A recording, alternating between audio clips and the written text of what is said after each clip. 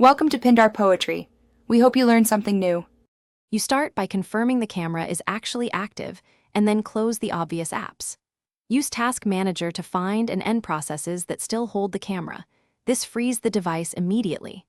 Once done, make sure background apps are off by checking Startup and Background Apps in Settings, because persistent services can reacquire the camera. This step prevents racing for the device and prepares Windows for the next diagnostic moves, so do it now and don't skip Task Manager. Now you reset access at the OS level to remove permission conflicts.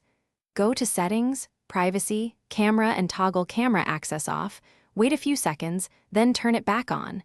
This clears software locks. Next, revoke permissions for all apps and selectively re-enable only the ones you trust to reduce contention. If the camera still shows as busy, run the Windows Camera Troubleshooter so it can find driver or permission mismatches automatically. Finish by checking drivers and performing restorative actions.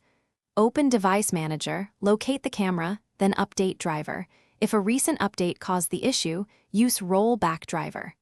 After any driver change, reboot Windows to ensure the driver unloads and reloads cleanly. Test the camera app first, then your target app.